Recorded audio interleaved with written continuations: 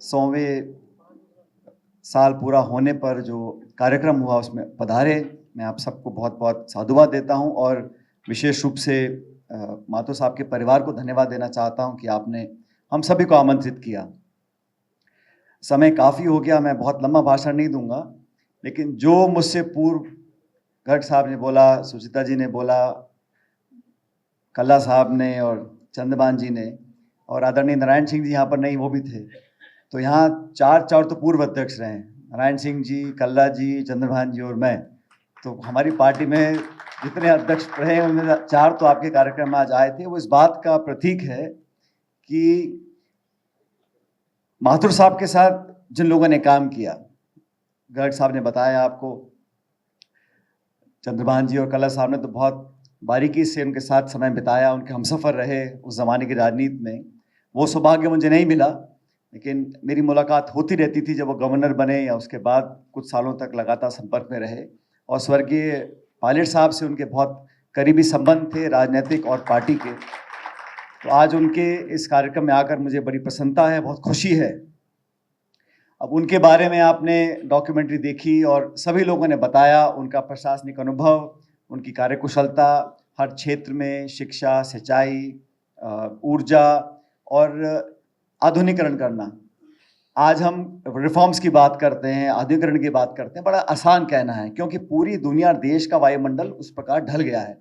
लेकिन उस ज़माने में 80 के दशक में जब कम संचार था, कम यातायात थे, कम साधन थे, उस समय अपनी परिकल्पना से समाज और प्रदेश के बारे में एक नई दिशा देना, एक नई पीढ़ी को आगे बढ़ने का मौका देना और नई टेक्नोलॉजीज़ को, रिफॉर्म्स को एक्सेप्ट करना, मैं समझता हूँ वो दूरदर्शिता थी। उसके बारे में आप सब ने देखा, सुना। मैं उसको दोहराना नहीं चाहूँगा, लेकिन उन सारी बातों के साथ अपने आप को मैं सम्मिलित करता हूँ और मैं बहुत श्रद्धांजलि देना चाहता हूँ कि उन्होंने कठिन समय में, जब मुश्किल पड़ती थी या आपदा होती थी, जब चुनौतीपूर्ण समय था, जब सरकारों के पास साधन कम होते थे, तब भी अपने व्यक्तिगत कौशल से उन्होंने बहुत कुछ हासिल किया। अभी हरीश मीणा जी बता रहे थे उनका अनुभव कैसा रहा जब वो अधिकारी थे और माधो साहब मुख्यमंत्री थे। तो अब समय बदला है और इस समय के बदलाव के साथ साथ समाज बदला है और जो लोग राजनीति में हैं, प्रधान है, प्रमुख है, विधायक है, सांसद है, जीता हारा जैसा भी है, सभी लोग समाज के प्रतिबिंब हैं। कोई विधायक, कोई सांसद आसमान पाताल से तो आया नहीं। हम सभी लोग उन्हीं कॉलेजों में पढ़े हैं, उन्हीं शहरों में पले बढ़े हैं, उन्हीं मैदानों में खेले हैं। तो जिस बात का जिक्र मीणा साहब कर रहे थे, मैं उस बात से सहमत हूँ कि बहुत ज़माना बदला है, लेकिन बड़ी चतुराई से उन्होंने लगभग सारा दोष नेताओं के सर मढ़ दिया कि मकान और बंगले जो है एमएलए एमपी की देख ली जाके। आप अधिकारों के बारे में आपने नहीं बोला क्योंकि आप वो उस पाले में रह चुके हो, तो आपने वहां संकोच बरता है। लेकिन मकान, बंगले, पुलिस और प्रशासनिक अधिकारियों के भी कोई बहुत ज़्यादा बुरे हैं, मैं ऐसा नहीं मानता हूं। तो ये जो बदलाव आया है और हकीकत यह है कि इस देश में प्रगति भी हुई है, अब लोग कुछ साधन संपन्न भी हुए हैं, लेकिन ये बात सच है, जिस मौलिक आधार से एक ईमानदार राजनेता अपनी बात कह सकता है और अपने मत को करवा सकता है, वो मौलिक शक्ति और आंतरिक जो शक्ति है वो सच्चाई, ईमानदारी से आती है। वो शपथ लेने से, पद पर बैठने से या कुर्सी पर बैठने से वो नहीं आ सकती। और ये बात सही है अधिकारियों के लिए भी। लेकिन राजनीति में जो बदलाव आए हैं वो बहुत जल्दी आए हैं, पिछले 15-20 सालों में मैंने देखा है। और जिस संयम से, संजीदगी से, सोच विचार कर अध्ययन कर निर्णय लेने की जो परिपाटी थी पुरानी पीढ़ी के नेताओं में, निश्चित रूप से उस रास्ते से हम भटके। लेकिन कल्ला साहब, ये सिर्फ भारत में लागू नहीं है, विदेश में भी कुछ इसी प्रकार चल रहा है। अब अमेरिका के राष्ट्रपति को क्या चली परसों से जो है बम डाल के यहां लड़ाई करवा दी और ईरान वहां लड़ाई कर रहा है, और मतलब अकाउंटेबिलिटी या मैं मेरे देश के, समाज के, मानवता के हित में काम कर रहा हूं, उस प्रकार की सोच जो है वो देश और दुनिया में कहीं ना कहीं उसमें गिरावट आई है। मेरा अपना व्यक्तिगत मानना है कि हम सब लोग जो राजनीति में हैं, हमें चुनाव भी लड़ना है, लोगों को साथ भी रखना है और चुनाव जीतना भी है। चुनाव लड़ने के लिए कोई नहीं लड़ता। हाँ, दो चार ऐसे भी हैं देश प्रदेश में जो हारने के लड़ना चाहते हैं, लेकिन अधिकांश लोग लड़ते हैं जीतने के लिए। और जीत किसकी ले रहे हैं? सिर्फ एक विधायक या सांसद बनने के लिए नहीं, जीत चाहिए एक पार्टी को सरकार बनाने के लिए। और सरकार बनाने का उद्देश्य क्या है?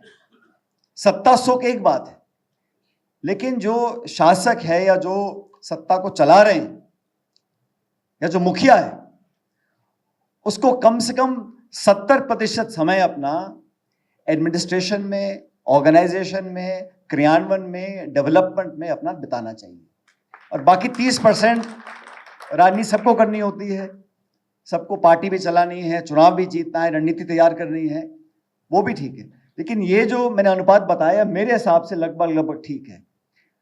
आजकल 80-90% तो राजनीति, खुद की गोटी कैसे करना, कहाँ करना, और जो सोचने का काम है, पॉलिसी मेकिंग का काम है, वो दो चार चुनिंदा हम अधिकारी पकड़ लेते हैं, उनको अपने आउटसोर्स कर रखा है। वो जैसा कहें समझा दें, उसी राह से चलना है। बहुत कम लोग ऐसे हैं देश में जो शासक या प्रशासक रहते हुए या सरकारों को चलाते वक्त खुद की कोई एक ऐसी सोच हो या एक एजेंडा हो या एक मिशन हो, उसको पाने के लिए पूरी ताकत, पूरे संसाधन, पूरे प्रशासनिक अधिकारियों का उपयोग कर उस लक्ष्य तक पहुंचते हैं। और ये बात और भी बिल्कुल सही है, मैं इस बात से पूरी तरह सहमत हूं कि राजनीति में जितना शोध होना चाहिए, जो लोग राजनीति को प्रैक्टिस करते हैं, जितना सीखना, पढ़ना, समझना चाहिए, और मैं खुद मानता हूं, मैं भी जितना मैं चाहता हूं मैं पढ़ूं और अपने ज्ञान को बढ़ाऊं, नहीं कर पाता हूं, क्योंकि इतनी समय की किल्लत रहती है। और आजकल राजनीति में इतनी प्रतिस्पर्धा हो गई है कि कौन कितना शिक्षित है, और शिक्षा अपनी डिग्री ले भी रखी है, लेकिन जैसे वकालत में या डॉक्टरी में हमेशा लगातार पढ़ते रहना चाहिए अपने आप को अपडेट रखने के लिए। इस प्रकार मुझे लगता है जो जनप्रतिनिधि हैं, विधायक हैं, सांसद हैं, मंत्री हैं, पार्षद भी हैं, सब लोगों को पढ़ना जरूरी है, क्योंकि पढ़ने के साथ हमें मालूम पड़ता है कि देश दुनिया में क्या चल रहा है और बेस्ट प्रैक्टिसेस क्या हैं, क्या हम अवॉइड कर सकते हैं, क्या हम अडेप्ट कर सकते हैं। इस प्रकार की सोच रखना बहुत जरूरी है। लेकिन ये माथुर साहब ने जो किया वो हम सब के लिए एक सोचने का विषय है। जिस समाज से वो आते थे, कोई बहुत बड़ी संख्या का समाज नहीं, लेकिन इतने बड़े प्रदेश को संचालित करने के लिए, और सबसे बड़ी बात लोगों का विश्वास जीतने के लिए, जैसे हरीश जी बोल रहे थे, आस्था और विश्वास, उसी पर ये संबंध कायम है। अगर मेरा विश्वास टूट गया संस्था के ऊपर, व्यक्ति के ऊपर, या जो हमने इकोसिस्टम बनाया हुआ है, अगर हमारा विश्वास टूट जाएगा तो फिर वो जुड़ता नहीं। विश्वास पैदा करने के लिए विश्वास जीतना पड़ता है। विश्वास जीतने के लिए मन और दिमाग साफ रखना पड़ता है। और आदमी, इंसान विश्वास किस पे करता है? जब उसे उम्मीद दिखती है, उस व्यक्ति को लगता है, उस महिला को लगता है कि इस व्यक्ति पर, इस नेता पर, इस संस्था पर, इस व्यवस्था पर मुझे विश्वास है। समय लगता है विश्वास कायम करने के लिए, विश्वसनीयता पैदा करने के लिए बहुत कठिन समय लगता है, बहुत जटिल। ये एक कोई करना चाहे तो आसानी से नहीं कर सकता, क्योंकि हम मुंह से क्या बोल रहे हैं ये सब सुन लेते हैं, लेकिन हमारे काम कैसे हैं, हमारी सोच कैसी है, प्रवृत्ति कैसी है, हमारी कार्यप्रणाली क्या है, हम बोल कुछ रहे हैं और कर कुछ रहे हैं, वो दिख जाता है। उससे विश्वास पैदा नहीं होता, कम होता है। तो उस पीढ़ी के जो नेता थे, थोड़े कुछ कहते हैं लोग अड़ियल होते थे, आड़ू होते थे, जिद्दी होते थे, लेकिन कम से कम बात पे तो टिके रहते थे। जो बोल दिया सो बोल दिया, परिणाम कुछ भी हो, नफा नुकसान बाद में होता रहेगा। और मेरा व्यक्तिगत मानना है, अनिर्णय गलत निर्णय से बुरा होता है। निर्णय सही गलत समय बताता है, सर्कमस्टांस बताते हैं, और नफा नुकसान होगा जीवन में देखा जाएगा। लेकिन जो अनिर्णय होता है, इनडिसीजन, या फिर मैं बोलूं कुछ और करूं कुछ, एक बार, दो बार, चार बार, फिर लोग उस बात को बहुत गंभीरता से लेते नहीं है। तो ये आजकल खासकर जो नौजवान लोग हैं जो राजनीति में आ रहे हैं, और ये अच्छी बात है। मैं पूरे देश भर में मुझे जाने का मौका मिलता है। हाल में मैं केरला में था। जो पंचायत राज संस्थाएं हैं, जिला प्रमुख हैं, प्रधान हैं, सरपंच हैं, वार्ड मेंबर हैं, इसमें इतने सारे नौजवान लड़के लड़कियां जो शिक्षित हैं, वो भाग लेना चाह रहे हैं। ये हमारे समाज, देश के लिए बहुत अच्छा संकेत है।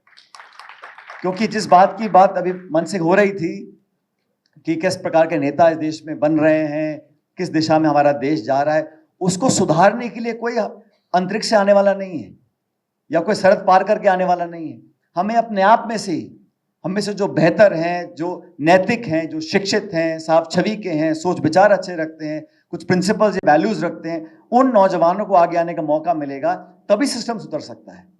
और ये बात बिल्कुल कठोर कड़वा सच है कि सिस्टम को सुधारने की जरूरत है। आज जिस प्रकार की राजनीति देश में हो रही है, मैंने पहले ऐसा कभी नहीं देखा। हम सब कांग्रेस पार्टी के हैं, लेकिन मैंने विपक्ष के लोगों को भी देखा है। मैंने वाजपेयी जी को देखा है, प्रधानमंत्री होते हुए, प्रधानमंत्री पद से हटने के बाद भी। लेकिन आजकल क्या माहौल है देश में, ये कड़वाहट, घृणा, द्वेष, टकराव, नफरत, सुनने की शक्ति रखना राजनीति में, मैं समझता हूं सबसे पहली एक प्रायोरिटी, कमिटमेंट होना चाहिए।